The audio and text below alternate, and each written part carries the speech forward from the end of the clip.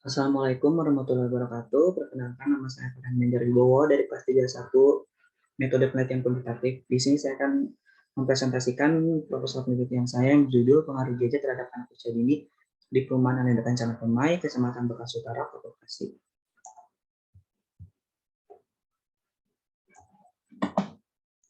Pengaruh gadget terhadap anak usia dini. Pengembangan sosial pada anak prasekolah, yaitu perkembangan tingkah laku anak dalam menyesuaikan diri dengan aturan-aturan yang berlaku di dalam masyarakat dimanapun anak berada. Apabila seorang anak mengalami gangguan pada perkembangan sosialnya, dikhawatirkan anak akan mengalami kesulitan dalam penyelesaian dirinya, terutama dengan tuntutan-tuntutan kelompok, mandirian anak dalam berpikir dan berperilaku, serta yang terpenting adalah gangguan dalam pembentukan konsep diri dari seorang anak. Dampak tersebut akan semakin bertambah apabila dari segi faktor pencetusannya tidak segera diatasi. Salah satu faktor atau stimulus yang dapat mempengaruhi perkembangan anak, yaitu kebiasaan anak dalam bermain gadget.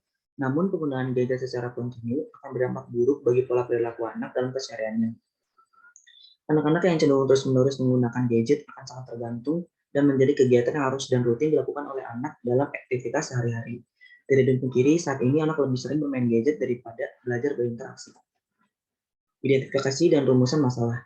Identifikasi masalah dan rumusan masalah berdasarkan latar belakang di atas, maka rumusan masalah dan pertanyaan ini yaitu yang pertama, bagaimana bentuk penggunaan gadget pada anak usia dini di perumahan Alinda Kencana Permai, bagaimana dampak penggunaan gadget terhadap pengembangan sosial anak usia dini di perumahan Alinda Kencana Permai, bagaimana tindakan yang dilakukan orang tua terhadap pengawasan anak usia dini di perumahan Alinda Kencana Permai.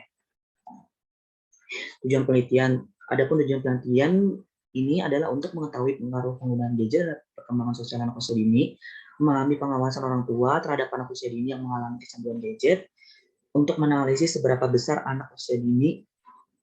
Manfaat penelitian ini ada dua. Yang pertama, manfaat akademik. Yang pertama, penelitian ini diharapkan dapat memberikan sumbangan pengetahuan yang berarti bagi perkembangan ilmu psikologi, terutama pada psikologi pendidikan, psikologi keluarga, serta psikologi perkembangan. Dan yang kedua ada manfaat praktis. Penelitian ini diharapkan mampu menjadikan gambaran kepada orang tua, terutama pada ibu yang mengenai pengawasan pada anak usia 5-6 tahun yang mengalami kecanduan gadget, sehingga dapat menjadi bahan evaluasi orang tua, sehingga dia mampu meningkatkan dampak positif dan mengurangi dampak negatif dari penggunaan gadget pada anak usia dini. Hipotesis. Menurut Sosilo 2014, hipotesis dinyatakan dalam kalimat pernyataan deklaratif statement, bukan kalimat tanya. Statement tersebut sebagai pandangan peneliti hasil kajian teori yang digunakan. Pengaruh gadget terhadap anak usia dini, HO, tidak ada pengaruh gadget terhadap anak usia dini, HA-nya ada pengaruh gadget terhadap anak usia dini. Hasil dan pembahasan. Penelitian ini bersifat kuantitatif, di mana data yang dihasilkan berbentuk angka, data tersebut dianalisis menggunakan aplikasi SPSS. Penelitian ini memiliki tujuan apakah ada atau tidak pengaruh gadget terhadap anak usia dini di perumahan Alinda Kencana Permai.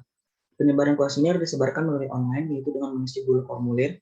Adapun jumlah responden pada penelitian ini yaitu sebanyak 20 warga yang tinggal di perumahan Alinda dan anaknya menggunakan gadget. Perumahan Alinda Kencana Permai berlokasi di Jalan Sidoarjo 8 nomor Kelurahan Perwira, Kecamatan Medan Tunjungan, Kota Bekasi, Jawa Barat. Di sini ada uji validalitas. Bisa dilihat datanya. Yang kiri adalah variabel X pengaruh gadget dan yang kanan adalah variabel Y anak usia dini. Nilai signifikasi kurang lebih 0,05 berkesimpulan valid dan nilai signifikasi yang lebih dari 0,005 berkesimpulan tidak valid. Dan semua data ini datanya berada di lebih dari kurang dari 0,05, jadi datanya valid. Uji reliabilitas. Menurut Imam Ghazali, variabel dikata reliable apabila nilai crossmat alpha 0,70. Karena data ini pengaruh gadget dan anak usia dini datanya lebih dari 0,70, jadi datanya adalah silabel. Dan di sini adalah hasil uji normalitas. Berdasarkan tabel output SPSS tersebut, bahwa nilai signifikansi asimptotik 2 telet sebesar 0,002 lebih kecil dari 0,05. Maka sesuai dengan dasar pengambilan keputusan dalam uji normalitas, Kolmogorov-Simorov di atas dapat disimpulkan bahwa data berdistribusi tidak normal dengan asumsi atau persyaratan normalitas dalam model regresi sudah terpenuhi. Terus jika di sini ada hasil uji linearitas, berdasarkan nilai signifikan dari output di atas diperoleh nilai deviation from linearistic adalah 0,24 lebih besar dari 0,05. maka dapat disimpulkan bahwa tidak ada hubungan linear secara signifikan antara variabel pengaruh gadget X dengan variabel anak usia dini Y. Berdasarkan nilai F dari waktu di atas, diperoleh nilai F dihitung adalah 5,327 kurang dari F tabel 2,23. Karena nilai F itu lebih kecil dari nilai F tabel, maka dapat disimpulkan bahwa tidak ada hubungan linear secara signifikan antara variabel pengaruh gadget X dengan variabel anak usia dini Y.